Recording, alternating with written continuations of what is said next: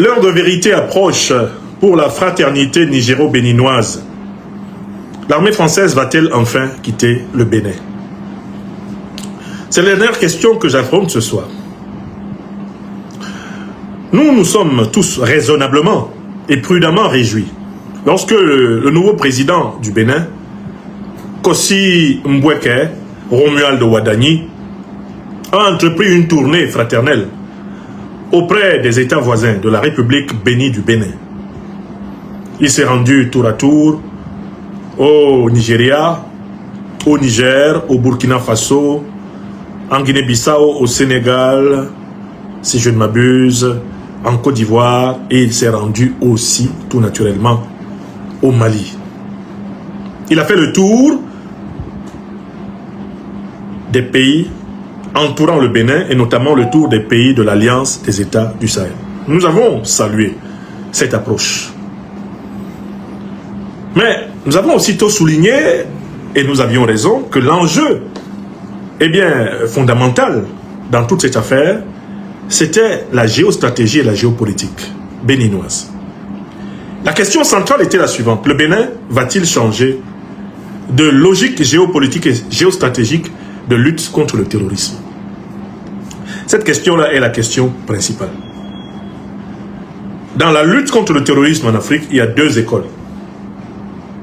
Et tous ceux qui essaient d'être entre les deux écoles ne sont pas d'authentiques serviteurs du continent africain. Il y a deux écoles. La première école, celle la plus répandue encore en Afrique, c'est qu'on peut combattre le terrorisme en se faisant aider par les puissances qui parrainent le terrorisme. C'est l'école la plus répandue parmi les dirigeants africains qui, comme vous le savez, ne sont pas souvent des dirigeants authentiques, des dirigeants populaires, des dirigeants vraiment dévoués, des serviteurs du peuple africain. Plusieurs présidents africains continuent de faire la lutte antiterroriste en s'appuyant sur les puissances de l'OTAN et du Moyen-Orient qui sont les parraines des deux principales organisations terroristes que nous connaissons, Al-Qaïda et l'État islamique. Al-Qaïda est une organisation terroriste créée dans les années 80 par les services américains pour combattre les soviétiques en Afghanistan. L'État islamique est une organisation terroriste créée dans les années 2000 par les mêmes services américains avec leurs alliés du Moyen-Orient pour déstabiliser les pays du Moyen-Orient, les pays africains qui ne veulent pas faire les quatre volontés des pays occidentaux, dont notamment des États-Unis et de leurs alliés de l'Union européenne et des pays du Moyen-Orient. Voilà la carte d'identité des deux principales organisations terroristes qui ensanglantent l'Afrique. Quand vous prétendez donc combattre le terrorisme dans quelques pays africains que ce soit, vous ne pouvez pas vous appuyer sur les puissances qui parrainent le terrorisme. Les États-Unis d'Amérique, Madame Tulsi Gabbard, qui vient de démissionner de son poste de chef de renseignement, a amplement publié des preuves officielles américaines que les États-Unis, y compris par leur soi-disant aide au développement, ont amplement financé, aidé, renforcé, armé les organisations terroristes. Même l'actuel président américain en avait accusé l'administration précédente avant d'être lui-même le parfumeur de chefs terroristes et d'assumer le fait d'avoir installé un chef terroriste à la tête de la Syrie. Il y a une vidéo de Donald Trump qui dit « C'est nous qui avons placé Ahmed al-Shara, le chef terroriste d'Al-Qaïda et de l'État islamique, Mohamed al-Joulani, c'est nous qui l'avons placé à la tête de la Syrie. » Maintenant, il y a une vidéo de Trump qui le dit. Donc Trump reconnaît qu'il est un parrain du terrorisme. Il n'est pas différent d'Obama, de Clinton. Il n'est pas différent de Sarkozy, de David Cameron. C'est la même clique de l'impérial terrorisme. Alors, un dirigeant africain qui dit qu'il combat le terrorisme ne peut pas laisser les troupes de l'OTAN sur son sol. Parce que les troupes de l'OTAN sont des parrains des organisations terroristes. C'est le cas des troupes françaises. Donc l'association avec les groupes terroristes, par exemple au Mali, se fait maintenant au grand jour. Les criminels du JNIM, du FLA, les Iyad Agali, les Oumar Mariko, les Etienne Fakaba Sissoko, les Mahmoud Diko, les comment il s'appelle, Bilal Ak-Sherif, tous ces gens-là, Al-Gabas, etc., sont ouvertement soutenus par la France maintenant. Les journalistes français d'investigation en sont venus à reconnaître ce que nous avions déjà prouvé. Vous avez tous écouté les révélations assumées par Georges Malbruno et par l'ancien journaliste de RFI, eh bien, Robert ou bien Norbert Navarro. Donc, les dirigeants africains ne peuvent pas continuer à tromper les peuples africains sur la nature réelle du terrorisme, sur l'origine réelle du terrorisme auquel nous sommes confrontés aujourd'hui en Afrique. L'origine de ce terrorisme, ce sont les puissances de l'OTAN et leurs alliés du Moyen-Orient. C'est-à-dire les puissances de l'OTAN, cornaquées par les États-Unis, la France, et leurs alliés du Moyen-Orient, comme l'Arabie Saoudite, le Qatar et consorts. Ce sont eux qui sont les parrains. Donc, toi au Nigeria, tu ne peux pas dire que tu combats le terrorisme, alors que ce sont les puissances de l'OTAN qui encadrent tes troupes pour combattre leurs troupes. Le terrorisme est une variable de déstabilisation entretenue en Afrique pour continuer à la piller. Toi, président du Bénin, président Kossim Boueke Romuald Ouadani, tu ne peux pas dire à ton voisin, le président Abdourahmane Tiani, je combats le terrorisme en permettant aux troupes françaises qui parrainent les groupes terroristes, au vu et au su du monde entier, de rester sur ton sol. C'est pas vrai. Toi, Alassane Dramane Ouattara, tu ne peux pas dire que tu combats le terrorisme en permettant aux troupes de l'OTAN, aux troupes terroristes françaises qui soutiennent ouvertement les groupes terroristes, comme nous venons de le montrer. Tu ne peux pas dire que tu combats le terrorisme. Toi, Bassirou Diomaye Diakhar Faye, au Sénégal, tu ne peux pas le dire en continuant à les laisser utiliser ton sol. Toi, El Ghazouani, le président de la Mauritanie, tu ne peux pas dire que tu combats le terrorisme en ayant tous les pays parrains du terrorisme et les organisations terroristes qui sont hébergées, protégées, logées, nourries, soignées sur ton sol. Tu ne peux pas le dire. Tu peux même envoyer 25 émissaires, ça ne change rien à cette vérité géopolitique. Toi, le président algérien, Abdelmajid Tebboune, tu ne peux pas dire aux Maliens, aux Nigériens, aux Burkinabés que tu ne soutiens pas le terrorisme alors que les chefs des principales organisations terroristes qui ensanglantent le Mali, le Burkina Faso et le Niger vivent librement chez toi. Tu ne peux pas le dire. Et on voit même difficilement quel business tu peux faire avec les Sahéliens en ayant des chefs terroristes qui ensanglantent le Sahel libres chez toi. Abdelmajid Tebboune. C'est vrai pour le président tchadien, Mahamat Idriss Déby Itno. Il ne peut pas dire qu'il combat le terrorisme en laissant les troupes françaises revenir au Tchad. En sachant très bien que ces troupes-là encadrent les groupes terroristes qui tuent les soldats tchadiens. Il ne peut pas nous dire ça. Paul Biya ne peut pas dire qu'il combat le terrorisme en faisant de Garoua une base de drones pour l'armée américaine et en laissant les troupes de l'OTAN traverser le territoire camerounais à volonté pour mener leurs opérations. Paul Biya ne peut pas nous dire qu'il combat le terrorisme. C'est pas vrai. Voilà les vérités. Voilà les vérités qui sont posées sur la table. Voilà les vérités qui sont posées sur la table et qui expliquent les deux conditions fondamentales posées par le gouvernement du Niger à travers son émissaire principal lors des dernières rencontres avec la partie béninoise, le général de division Mohamed Toumba. Deux conditions sont posées par le Niger comme préalable à une réouverture de la frontière commune avec le Bénin. 1. La signature d'un accord de défense entre le Bénin et le Niger. Et 2. La mise en place d'un accord de sécurité qui pose le principe intangible de la non-utilisation du territoire de l'un contre l'autre. Commençons par la première condition, posée par le grand et noble gouvernement nigérien. Je vous avais dit que le gouvernement nigérien n'allait pas nous décevoir. Nous sommes fiers du président Abdourahmane Tiani. Oui! Prenons la première condition. Le président Tiani dit à son jeune frère, le président Ouadani, signons un accord de défense. Ça veut dire quoi? C'est-à-dire que s'il y a des criminels qui tuent des Béninois et qui entrent chez moi au Niger, je vais t'autoriser, avec l'armée béninoise, de venir aux côtés de l'armée nigérienne pour les combattre au Niger.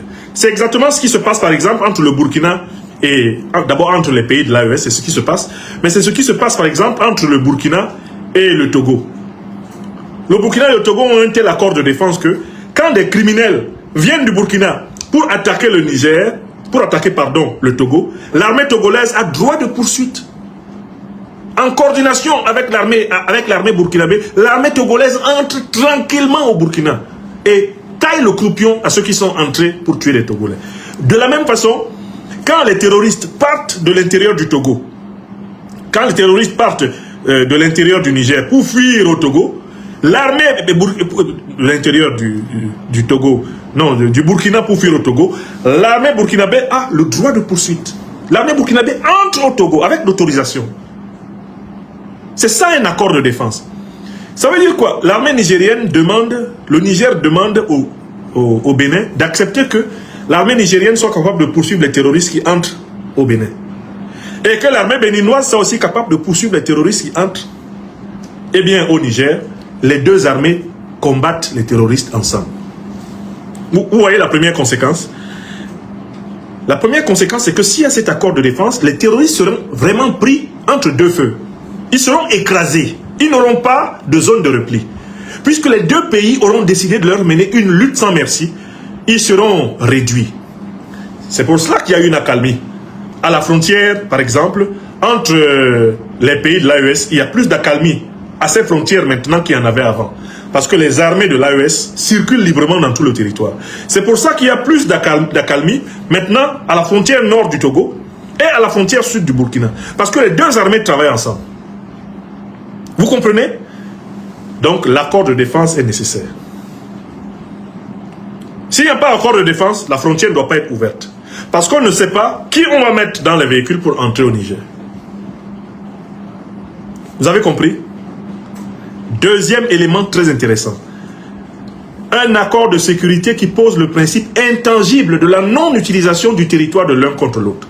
Cette deuxième condition vise clairement la France. L'armée française mène des opérations de soutien au terrorisme, sans même avoir besoin pour cela de la participation de l'armée béninoise. La partie nord du territoire béninois est utilisée par l'armée française à l'insu même de l'armée béninoise, qui n'est même pas associée aux opérations françaises. C'est-à-dire que le territoire béninois est utilisé par l'armée française pour soutenir ses supplétifs terroristes contre le Niger, le Burkina Faso et le Mali. Et le Bénin lui-même est spectateur de l'utilisation de son territoire par la France. C'est une expérience que le Mali a vécue, que le Burkina a vécu et que le Niger a vécu. Quand l'armée française était ici au Mali, elle ne rendait pas compte au gouvernement malien. Elle se comportait dans le territoire malien comme si c'était son territoire à elle. Elle ne respectait aucune autorisation, ne demandait aucune autorisation. Elle entrait et sortait du Mali à volonté. C'est comme ça qu'elle se comportait. Et c'est comme ça qu'elle se comporte au Bénin. Le Niger dit au président Ouadani, si vous voulez vraiment qu'on résolve ensemble le problème du terrorisme, vous arrêtez d'accepter que votre territoire soit utilisé contre nous. Ça veut dire, vous faites partie de l'armée française. Parce que l'armée française est là pour former des gens qui nous attaquent. La preuve, dès que Macron s'est rendu compte que le Bénin était en train de se rapprocher sincèrement et fraternellement du Niger, comme en témoigne d'ailleurs le dernier communiqué béninois condamnant l'attaque de l'aéroport de Niamey. Je salue la diplomatie béninoise pour la promptitude avec laquelle elle a condamné cette attaque. Il faut savoir que l'attaque à l'aéroport de Niamey est un coup en effet de Macron pour retarder la progression des négociations bénino-nigériennes. Ce n'est pas un coup béninois, c'est un coup de Macron. Et les autorités nigériennes ont été chirurgicales, elles ont été précises. Les mercenaires à la solde de Macron, c'est Macron. Parce qu'ils voient Ouadani en train de s'entendre avec Tiani pour sécuriser leurs frontières mutuelles. Et cela signifie le départ de l'armée française du sol béninois. Parce que l'armée française a en réalité tracé une zone à la frontière nord du Bénin, une zone dans laquelle elle fait ce qu'elle veut. Elle n'obéit pas à l'armée béninoise. Elle n'agit pas avec l'armée béninoise. Elle a tracé une zone, et dans cette zone-là, chaque fois que l'armée béninoise veut se positionner, des attentats opportunistes sont organisés contre elle pour tuer les soldats béninois et les faire fuir au sud. Donc la deuxième condition à savoir le principe intangible de la non-utilisation du territoire de l'un contre l'autre, signifie le départ des troupes françaises et bien du Bénin. Parce que ce sont les troupes françaises qui utilisent le territoire béninois contre le Niger. Alors, c'est ici que je pose la question. Est-ce que le nouveau président béninois, Kossi Mboueke, Romuald Ouadani, a les reins suffisamment solides? Un, pour décevoir son mentor, qui menait la politique exactement contraire, puisqu'il était un vassal assumé de Paris, le président Patrice Talon. Est-ce que le président Kossi Mboueke a les reins suffisamment solides pour, en effet, eh bien, désobéir, non seulement à Patrice Talon, mais directement à Macron? Quand je demande s'il a les reins suffisamment solides, je veux dire, est-ce qu'il ne doit pas craindre une tentative de coup d'État néocolonialiste? C'est-à-dire un coup d'État pro-français contre lui. Parce que le régime de Talon avait été sauvé au mois de décembre 2025 par l'armée française. Ça ne vous a pas échappé, non? Et l'actuel président béninois, Kossi Mboueke, Romuald Ouadani, était ministre de l'économie du gouvernement qui a été sauvé par l'armée française. Est-ce que la théorie de l'ingratitude dont Macron s'est fait le parangon ne va pas être utilisée contre le nouveau président béninois s'il ordonne à l'armée française de quitter son sol? Ça, c'est le premier point. Si Ouadani dit aux troupes françaises de partir, est-ce qu'il a pris les dispositions pour que Macron ne télécommande pas un coup d'État contre lui? Parce que c'est Macron qui a sauvé son patron. En décembre 2027, c'est Macron qui a sauvé. Eh bien, Talon. Est-ce que lui, il a un autre moyen de se sauver? Si Macron déclenche sa machine à coup d'État néocolonialiste. Comme il en a fait, par exemple, au Gabon. Bon. Maintenant, deuxième cas. Si le président Ouadani dit non, je laisse l'armée française, on ne change rien, ouvrez la frontière. S'il le dit au Niger, les autorités nigériennes que je connais ne vont pas ouvrir la frontière. Le marasme qu'on connaît actuellement va continuer. Si la réponse du Bénin est nous ne pouvons pas faire partir l'armée française de notre sol, la réponse du Niger sera la frontière reste fermée. Le statu quo est maintenu. Parce que nous ne pouvons pas ouvrir notre frontière pour que des gens qui sont positionnés chez vous pour nous assassiner opèrent librement. Est-ce que vous avez entendu? Donc, maintenant, le président Kossi Mboueke Romuald Ouadani est devant une équation à deux inconnus. Il y a deux inconnus dedans. Premier inconnu, s'il dit troupes françaises, rentrez chez vous. Est-ce qu'il est préparé à faire face au coup d'État néocolonialiste français qui ne manquera pas d'être fomenté contre lui? Ça, c'est un. Je lui souhaite de prendre toutes les dispositions pour qu'un tel coup d'État ne soit pas possible. Et il ne peut échapper à un tel coup d'État qu'en passant un accord de défense étroit avec les pays de l'AES. Je recommence. Et c'est là qu'on se rend compte que le Niger est en train d'aider le président Ouadani à être libre. Les Nigériens lui disent, on signe un accord de défense. C'est-à-dire que si quelqu'un t'attaque, nous on te défend. Et si quelqu'un nous attaque, tu nous défends. C'est ça l'accord de défense aussi. Hein. C'est l'accord de défense. Mais en fait, parce que le Niger sait déjà qui va attaquer Ouadani. Quand Ouadani va dire à l'armée française, allez-y, le Niger sait que la France va organiser un coup d'État contre Ouadani. Donc le Niger lui dit, on est là, on va t'aider. L'Alliance des États du Sahel va t'aider. La France ne pourra pas te renverser. Elle n'a pas pu renverser Assimi Goïta. Elle n'a pas pu renverser, eh bien, Ibrahim Traoré.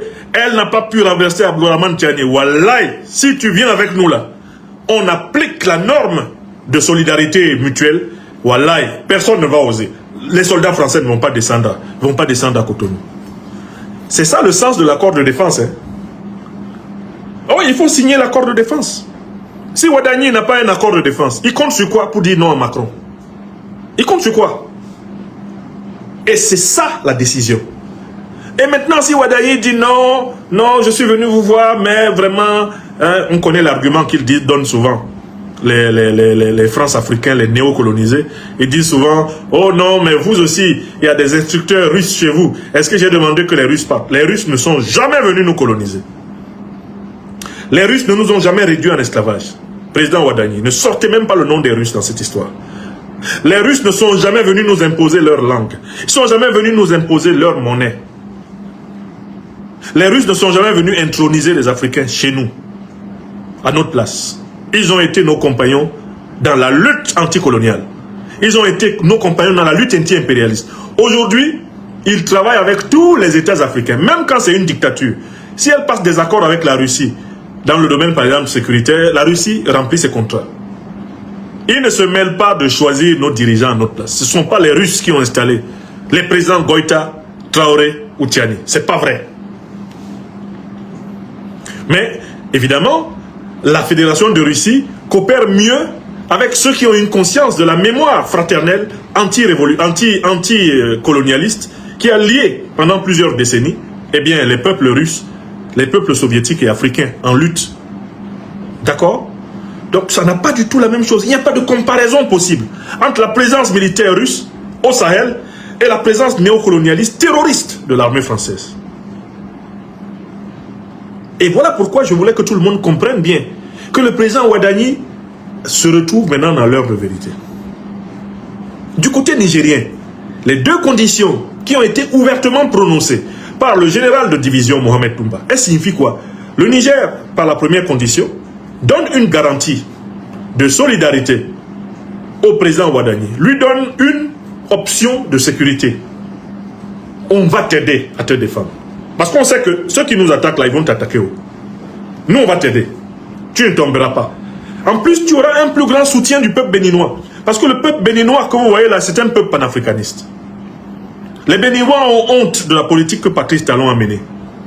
Je connais très peu de Béninois qui sont fiers de l'attitude de Talon envers le Niger, envers le Mali et le Burkina. Très peu de Béninois sont fiers de cela. Il ne faut pas oublier qu'il y a le peuple. Il y a des Béninois même qui apprécient Patrice Talon pour certaines de ses réalisations économiques, mais qui sont déçus par son comportement diplomatique, géopolitique, etc. Voilà la vérité. De telle façon que le rapprochement entre le Bénin et l'Alliance des États du Sahel sur le terrain sécuritaire va au contraire rassurer le peuple béninois. Parce que c'est l'esprit de Mathieu Kérékou qui à ce moment-là trônerait. C'est l'esprit de Béhanzin qui reprendrait le pouvoir et permettrait ainsi de contribuer à un pas nouveau dans la construction de l'Union africaine dans cette sous-région. Vous comprenez? Voilà pourquoi le Niger propose un accord de défense.